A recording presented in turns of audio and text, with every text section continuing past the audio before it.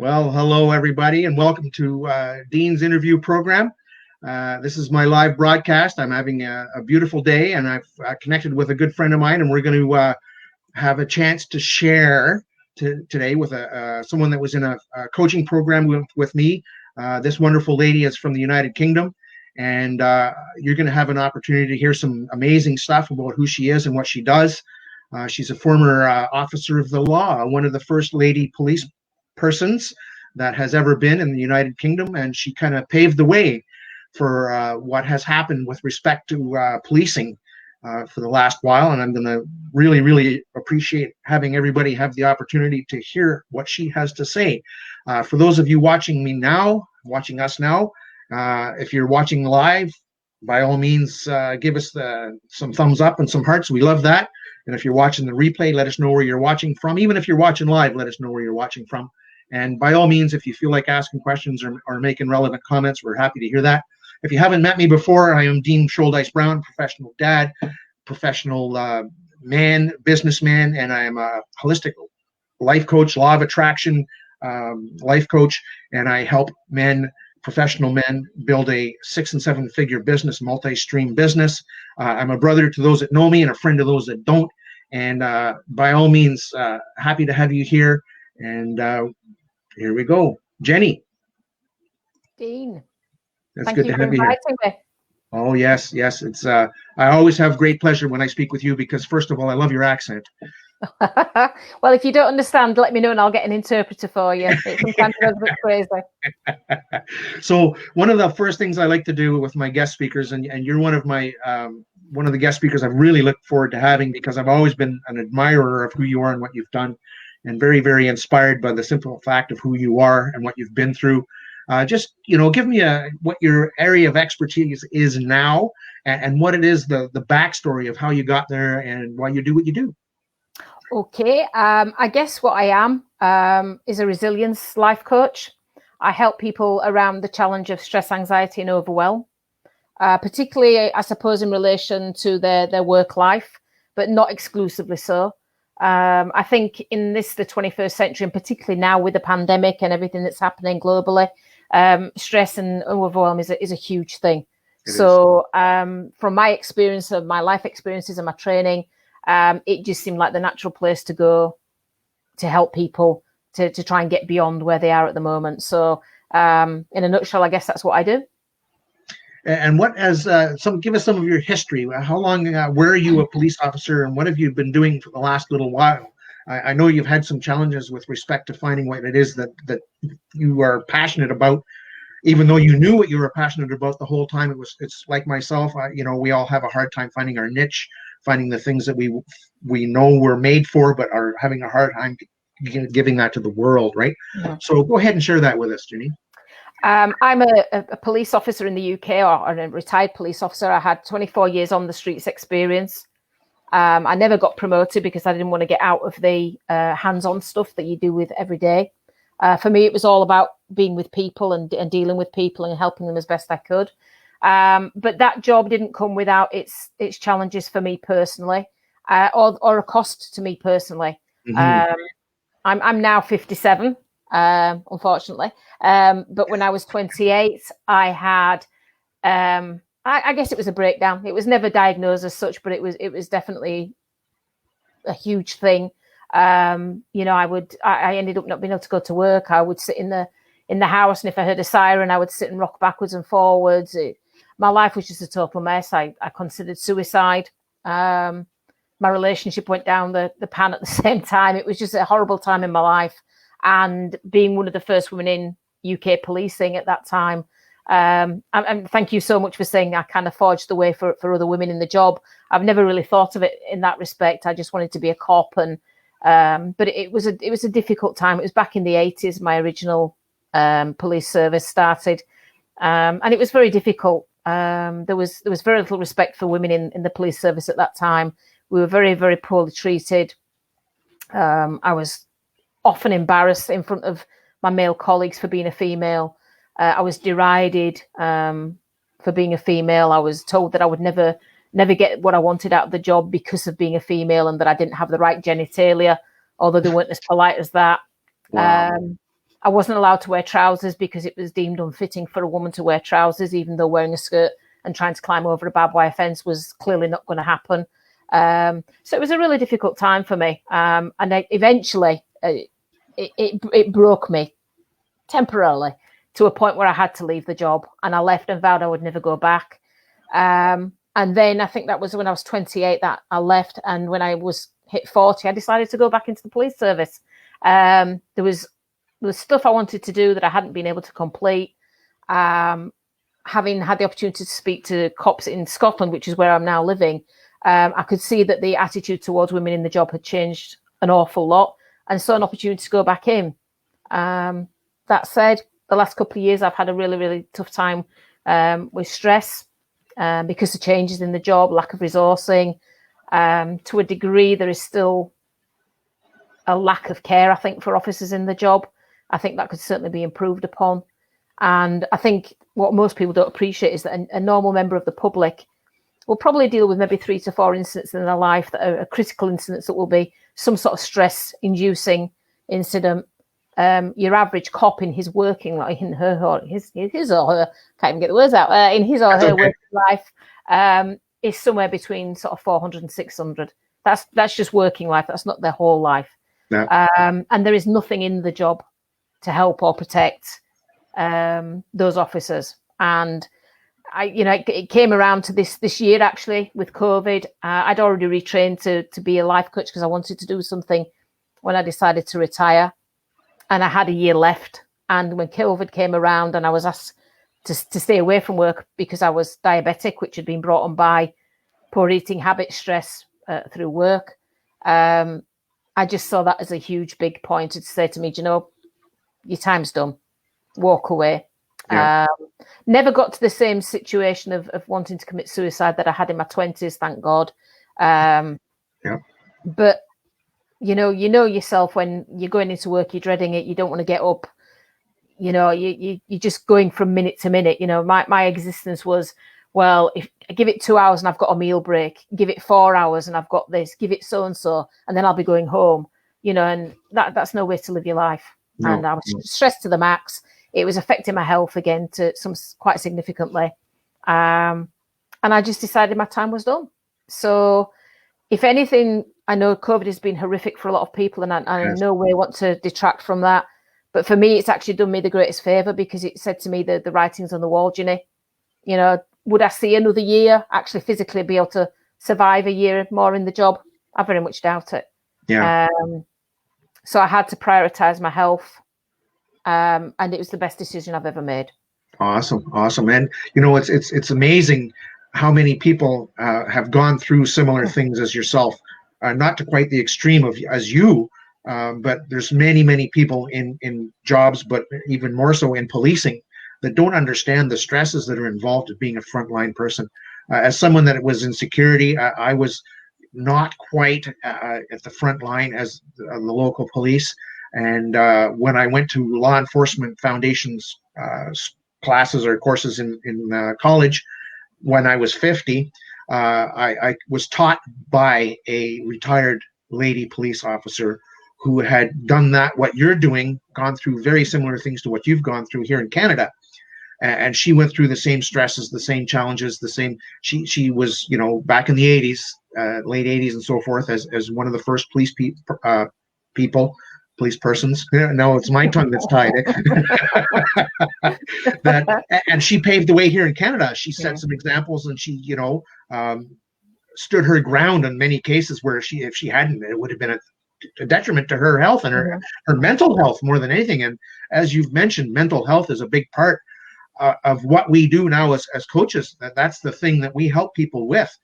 And I noticed you say that you were struggling with diabetes as a result of your bad eating habits and bad, practices as a police person. How are you now with that? How has it affected you since? Since I've left the job, I'm no longer in that level of stress. I mean, the reality is, Dean, you and I both know that we can't get rid of stress. Stress is just a normal function of the body. It's there to make us do things. So for instance, if you're on a tight deadline for a report, the stress kind of hots up a little bit, but it gets you through it. It gets you to get the job done, and then it's away. And the idea of stress is that it comes into the body, you do what you have to do, and then the hormones and everything, cortisol, noradrenaline, the whole lot, they just then dissipate.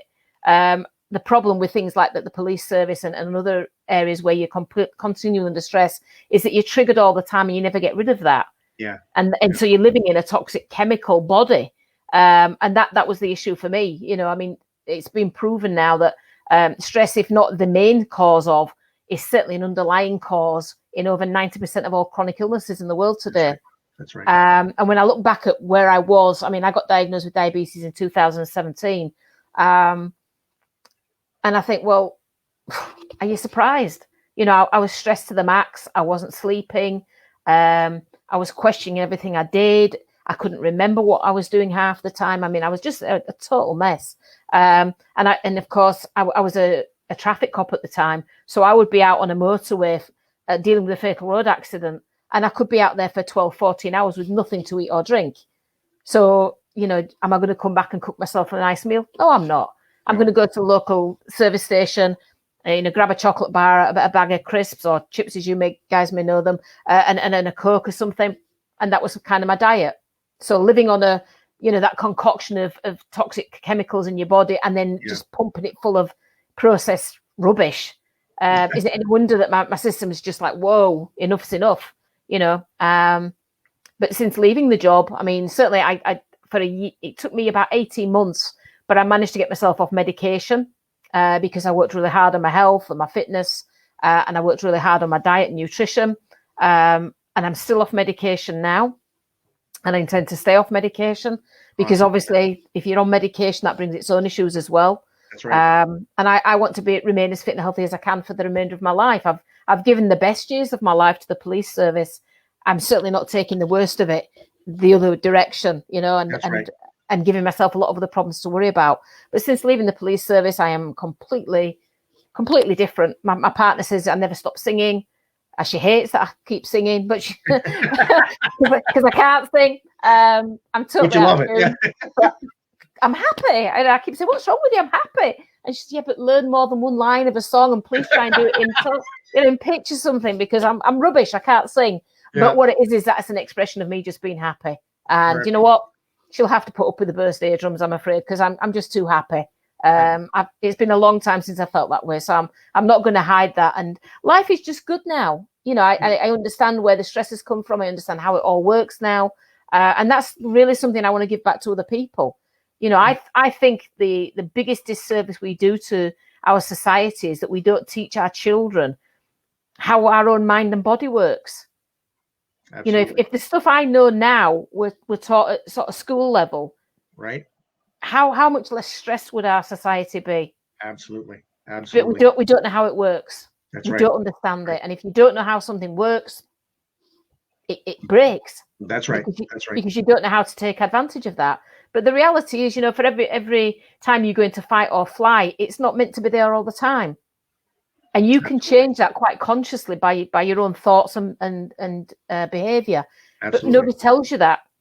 And nobody tells you that feeling that you've got is just a natural bodily function. And that if you tell yourself you don't need it, that will quieten it down. Mm-hmm. It's an early warning system. You know, it doesn't have to be there to destroy you.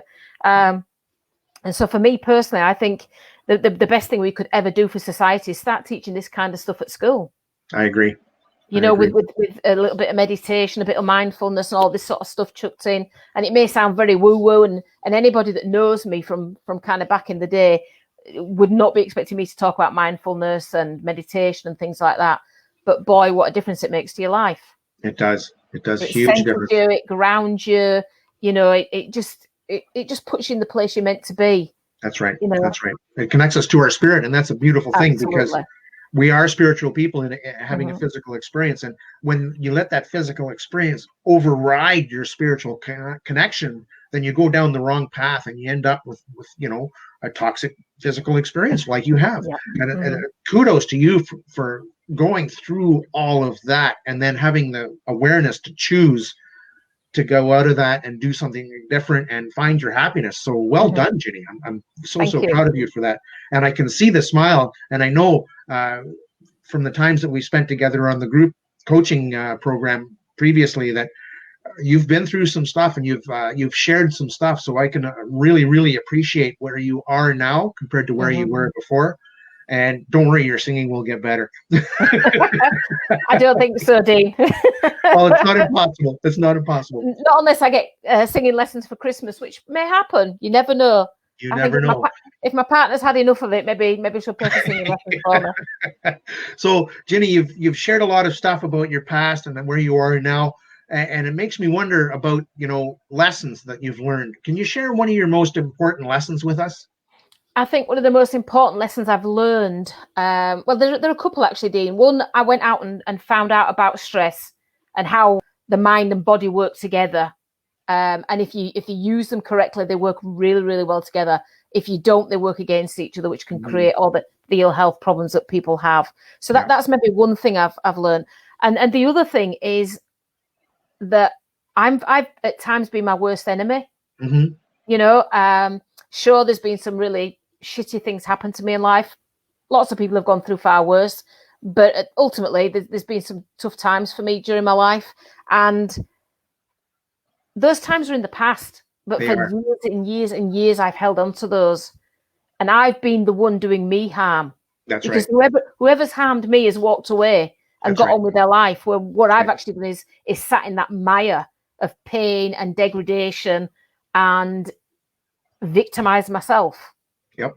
So I think that the biggest thing for me was realizing that, what the hell am I doing? That person hurt me briefly for 6 months or a year of my life, whatever it may be. Then they toddled off and got on with hurting somebody else or doing whatever they want to do. But I'm still back in the 1980s. I'm still back in the year 1996. And I'm still reliving all this crap. That's right. And I don't need to do that. No, it's a choice. Yeah, while I'm allowing that to happen, I'm giving away the power that I have as a human being. Good for you. And so that I think my biggest lesson is learning that the past is the past, and there's absolutely nothing we can do about it. We can't even count on the future. So do you know what? Just live for today with the best of intention. Try not to hurt anybody, and sometimes you do, and that's a human thing. It's not intentional. But you know what? Let go of the past, because that's the baggage that's holding you down. That's right. That's right. You're living your life by somebody else's rules, regulations, standards.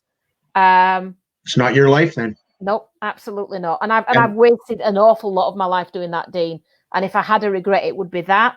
But rather than regret that and see that as being a failing, I prefer to look at that now as being the thing that has given me the inspiration, the knowledge, the expertise, the momentum to turn that around and say, well, if I hadn't have lived that, I wouldn't be where I am now. That's right. And I wouldn't be able to use all of that experience and knowledge and wisdom to help other people. So for me, it's about, I've lived that life for 57 years, because I've been controlled by my dad and then a male partner. And so there's been lots of stuff going in my life, and I've allowed them to take my power. Yes. And now I look at it and think, well, do you know what? If I hadn't lived that, I couldn't do what I'm doing now. That's right. That's right. I can't sit and empathize with someone and say, particularly as a cop, I know what you're saying because I've been there and I've lived that and I understand that. Yeah. So for me, it's all about, rather than seeing that as wasted time, it's almost been like a schoolyard for me. It's taught me what I need to know. And now what I can do is go on and use that to help other people and hopefully help them not go through 57 years. Maybe they can get out of it in their 20s or the 30s or the 40s. But irrespective of when that is, I just think it's really important that they get out of that. That's right. That's right. And make the very best they can. Awesome. Awesome. And that's powerful, because we all, as leaders, as coaches, we are always in a place to, let me just say that a good coach is a coach that's been through the shit and had a rough go. It's not someone that just that's read a book and say, okay, now I'm a coach. You got to go through some crap in order to be able to help. If you haven't done it yourself, how in the world can you help someone else go through something similar, right? And we've both been through our fun stuff. Well, I use the word fun as an ironic statement, but the truth of it is that you've gone through some stuff that's made you powerful now. You've had the ability to choose to break through that and to choose to move forward and to not let it maintain that toxicity that so many people struggle with day to day. And I'm so proud of you for having done that. And it's going to be such a benefit for the people that you help now. Now, having said that, I'm curious. I know that you've had some really good connections in the last little while as far as your coaching is concerned. What's some of the stuff that you found yourself really, the law of attraction is powerful in our lives. And I know that you have that connection. And I'm wondering, what's the one thing that's making you really shine with you knowing that you're on the right path in the last little while? Gee, that's quite a difficult one, actually. Let me have a think. I guess just the fact that now, because obviously I'm still kind of early days of my business, now people are actually coming to me and asking to connect with me, very randomly and from all over the world. I'm getting quite a lot of people from the States who have asked to connect with me. We've obviously seen some of the stuff I've put out on LinkedIn and things like that. People resonating with comments I make. And it just, you know what, Dane? If I can get up and do something and have a smile on my face by the end of the day, I know I'm doing the right thing. Yeah. I've always been a great believer in trusting my gut. I haven't always allowed myself to trust it, but I'm always very aware that when my gut says this is right or this is wrong, it usually is one or the other. Yeah. So yeah, for me, I think a lot of the time it's just, the feedback from my clients saying that, how much they've moved in their life, what they're now starting to believe and achieve. Right. And just reading stuff like that and getting that smile on my face, because that smile comes from inside. It's not about my face, it's coming from my heart. And if I can get that in a day, then I know I'm on the right track. Good for you. And that's the powerful thing to share. I mean, that's the thing that really matters is not only do we need to do it for ourselves, but we need to help other people learn how to do it for themselves. Yeah. And so just out of curiosity, through all of this, you must have had an inspiration, someone that guided you powerfully or someone that helped you along. Can you tell us who that might have been? I suppose in terms of kind of going to become a coach, that kind of thing, it goes back about 17 years ago. To a lady called Elspeth Walker, and I count her as a very, very dear friend now. But I would say that she's probably been my spiritual coach. 17 years ago, when myself and my partner got together, in all honesty, Dean, I've no idea why she decided to get together with me. I was a cow. Seriously, I was on another planet somewhere. I was angry. I was, really, I didn't like me. So I don't understand how my partner liked me, but she saw something in me and kept telling me there was something there. And a short while later, we'd gone to what I call a woo-woo fair, which is people who do tarot cards and readings and things like that. Because at that time, it was all very, it's all a bit woo-woo. It's all, and all that kind of thing. I was very, very negative about stuff like that. And this lady came up with a friend and we were just sat in a room and she said, would you mind if we took these seats? And I went, no, that's fine. And I looked around and there were hundreds of seats in this place, but she'd chosen to sit at our table. And I was kind of looking and thinking, this is so rude. You could go sit anywhere. But I thought, well, I'll behave myself for a change. Yeah. For a change, eh? Yeah. Seriously, I was bad news back in the day, believe me. And she got chatting, and then she just pushed this business card across to me. And she said, somebody here needs to come and talk to me. So there was only me and my partner. And I kind of looked at this woman and said, well, it isn't us, and shoved the card back. And it was a little bit like shoving backwards and forwards. Right. I said, well, I'll just leave it there for you, but I really do think we need to talk. And I'm like, yeah, whatever. And off she toddled with a friend. And I said, God, who does she think she is? But then went and picked up the card and put it in my pocket. And it was about a month later, I said to my partner, I need to go speak to that woman. And she said, why? And I went, I don't know. I just need to speak to that woman. And she said, but we haven't got a business card. And I said, it's here. And wow. She lived about 6-7 miles away from me. And I just turned up at her door, knocked on the door. Don't know if you remember me. Yes, I do remember you. Well, you wanted to talk to me, so I was going to talk. And that was it. And I mean, I was that friendly. Seriously. I'm embarrassed about how I used to be. But we got chatting, and she's the person who brought me out of that darkness, that anger, that I can't even describe what it was, Dean. It was just a horrendous place to live. And she was the one who started to teach me about letting go of things and beginning to appreciate that everything that I had lived through was a lesson from which I could glean wisdom, but I just needed to kind of change it around in my head. And I've kind of worked with her off and on now for the last 17 years. And as I say, I can honestly say that we're very, very good friends. And when all this pandemic situation is over and we can actually meet in large groups again, Elspeth and I are actually going to be running some holistic retreats in Scotland. Nice.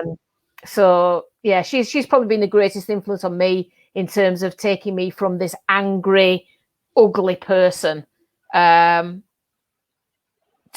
where I am now. And I don't think I'm that angry, ugly person anymore. I think I'm. You are not. You are a wonderful soul. Wonderful soul.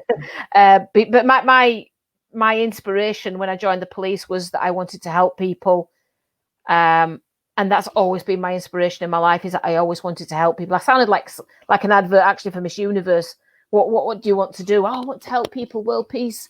It was that kind of, thing. And it sounds very twee. But the reality is it's always something that's driven me, that I wanted to give back to my community. And when I was leaving the police service, I knew that whatever I did when I left the police service, it would have to have as big an impact, if not greater impact, than what I'd had as a police officer.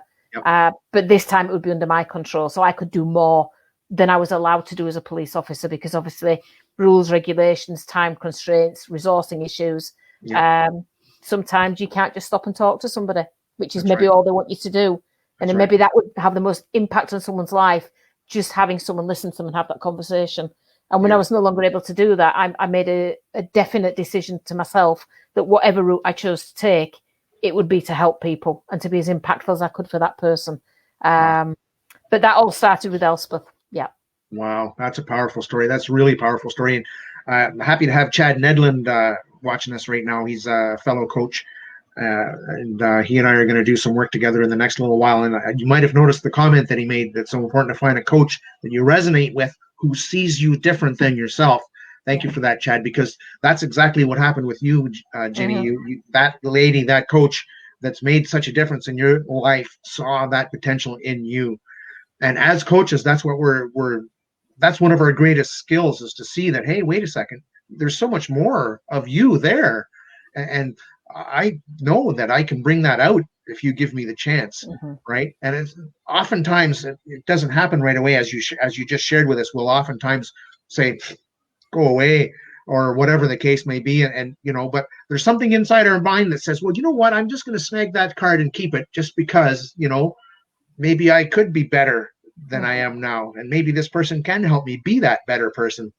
Totally. I think the universe had a message there for me, and whether I wanted to listen or not, it wasn't going to stop shouting at me. That's right. That's right. And do you know what? She's made such a difference in my life. Between her and my partner, I can say I am blissfully happy, and I know I'm on the right path, and I know I'm doing the right thing. And do you know what? Getting up in the day and knowing, that what you're going to do has such an impact on people's lives is just the most rewarding thing in the world. It's powerful. Very, very powerful. And that the awareness of knowing that and the joy we feel from being able to do that is such a change from what we used to be and how we used to feel about because both you and I have been in that place where we woke up at the beginning of the day and it was like dread, like, oh no, I got to do this shit again. And it's like, oh my God, what am I going to do with it? And how am I going to get through it? And like you mentioned, I've got a couple hours till I have a break. And then I got a couple more hours until I have this. And then, you're always watching your watch, so to speak, and you're always like waiting for that thing that this turmoil, this torture to end. And it's such a great, beautiful thing to be able to transform out of that and become someone that can help other people transform out of that. So kudos to you, Ginny. Way to go. And I'm very, very proud of you. I've actually come to love you like an older sister. Actually, you and I are pretty much the same age, so I'll just say a sister. And because and we've both been through some crap, and we've both been in a place where it's difficult to imagine where we were and where we are now. It's like it's such a contrast. It's such a difference, and it's so powerful for us to be able to look in the mirror and say, "I love you." and we're talking to ourselves, where we actually do love ourselves now. And, and I know you've done that, and I've done that. And I'm sure Chad's done that. And the beauty of that is that's our awareness coming through. That's our ability to be spiritual and have that love, because there's no judgment in pure love. The love of spirit is not full of judgment and anger and punishment and all that sort of stuff. And to get to that level is so powerful, so beautiful. So it kind of brings me to, the naysayer thought. Like, where would be a myth or a challenge that you would share with up and coming lady policemen that you could share with them that would help them be a better police person and suffer less stress? Is there something you can share along those lines? Sure. I would say know your own value and your own worth, and never allow anybody else to take that from you.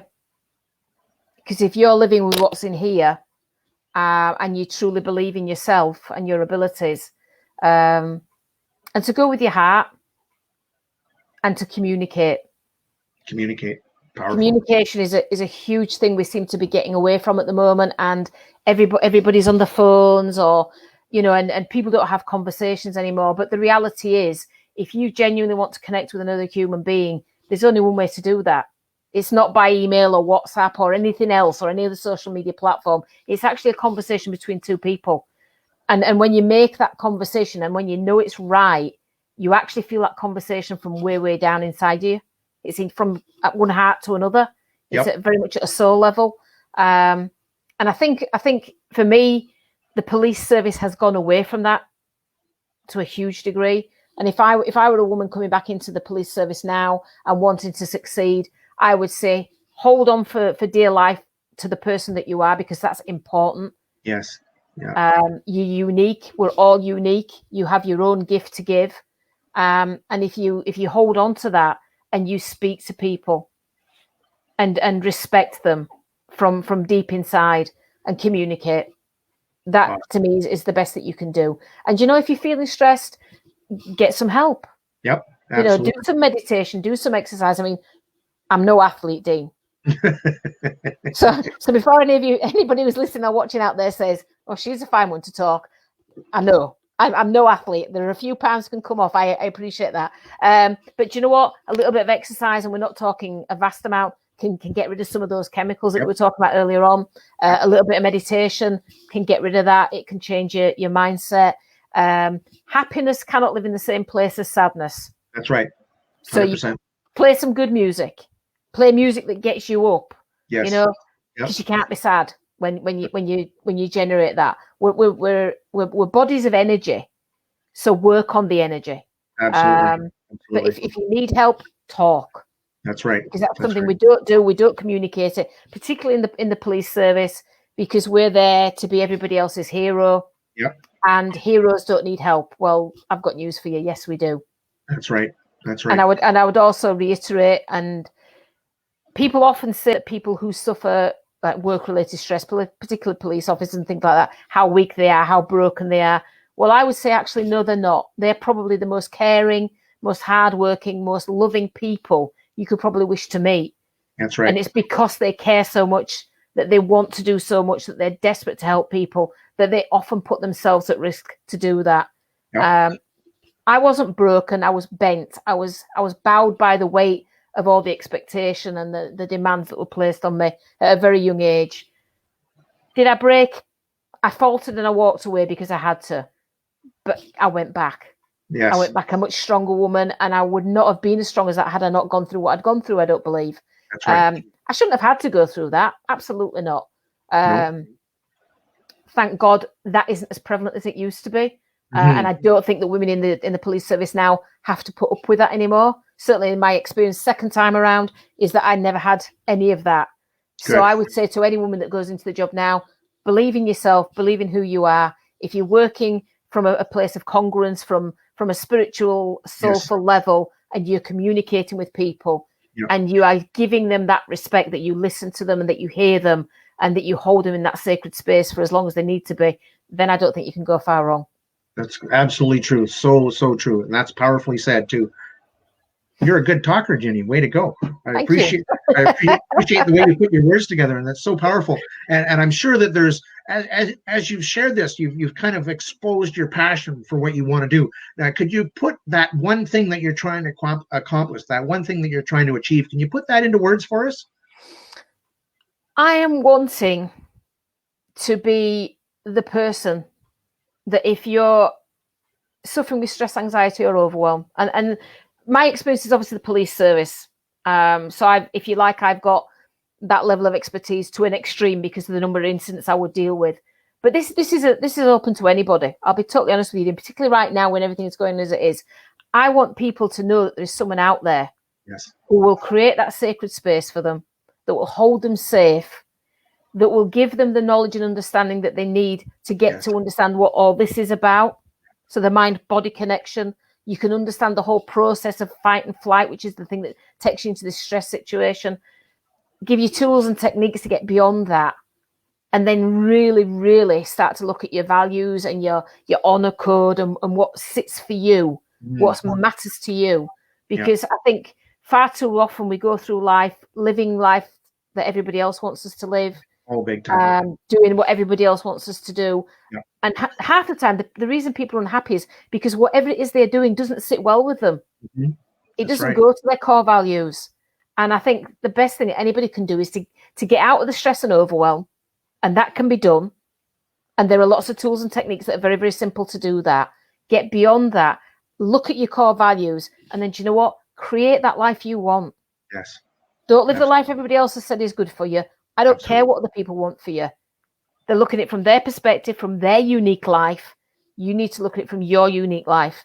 Because if we're only on this earth once, you need to make the best of what you've got. Absolutely. There is no point in living life miserable and unhappy and overwhelmed and unwell. So that's not quite a sentence, Dean. I got a bit wordy there, but that's kind of okay. I'm just getting a little bit wrapped up in my passion for that. Well, and the whole point of it is that I wanted to bring that out for you to share because people need to hear that. And it's you and I have had the ability to do that, but it's not about you and I, it's about the people we help.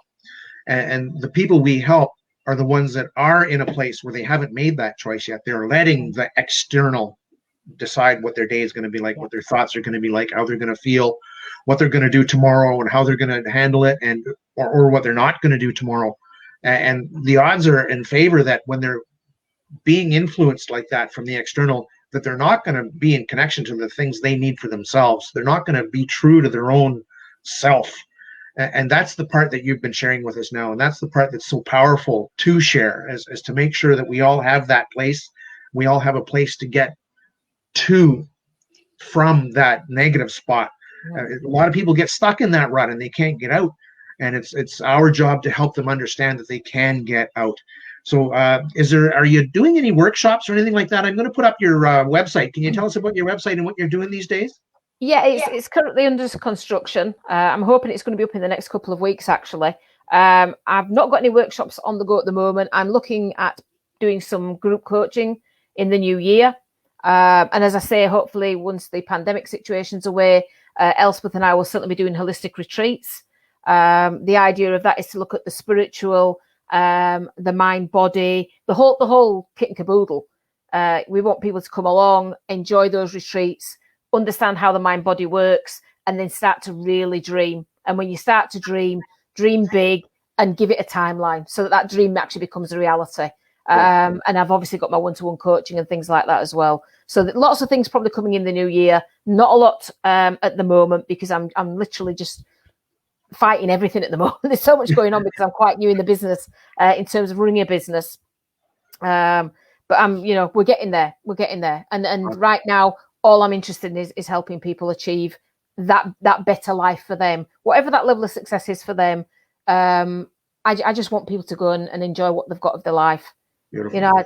And if I can do it, and I mean this most genuinely, if I can get out of where I was at, trust me, anybody can get out where they were at. Absolutely. Now I've put up your email. Is that the correct email to get a hold of you? Yep, absolutely. If anybody's interested in having a chat with me, I'd love to hear from them. That's my email direct through to me. It would be great to have conversations with people, particularly from your neck of the woods, Dean. Sure, absolutely. because I think, the resilience, the stress and everything, it's just in itself, forget the current pandemic we've got. Stress is an even bigger pandemic, and it's going unfettered. It's doing its worst, and we're not doing anything about it. This life's beautiful. It can be beautiful. And again, people who know me, if from back in the day, if they were hearing me say that now, they'd be like, "She's on something. She's really on something." But you're right. I am on something. I'm on life. Yes. And I'm creating my life now. I'm in charge of my life now. I'm not surviving it. I'm thriving. I'm co-creating with the universe. We're all here on a journey, and this is my journey. And if I can help other people and shine a light, that's what I'm here to do. Awesome. So happy to hear that, Ginny. And thank you so much for being here today. And I'm so encouraged by the power that you share with us, the powerful way to solve the problems of stress in policing today. And I really, really hope that your message gets out to other police officers. You're more than welcome to have this recording and share it on your social platforms, and I'm sharing it on my social platforms. And I am so happy that you joined us today, because that message that you just shared with us is powerful and needs to be heard. So thank you so much. It's my pleasure, Dean. Thank you for inviting me. Absolutely. And I'm going to take this opportunity to break off and say goodbye to everybody. Thank you for being here today. And remember that if you get a chance to watch the replay, let us know where you're from and that you're watching from the replay. And that way Jenny can also be involved in that whole thing. So bye, everybody. Thank you for being here. Thanks, everybody. Good night or good afternoon, wherever you are.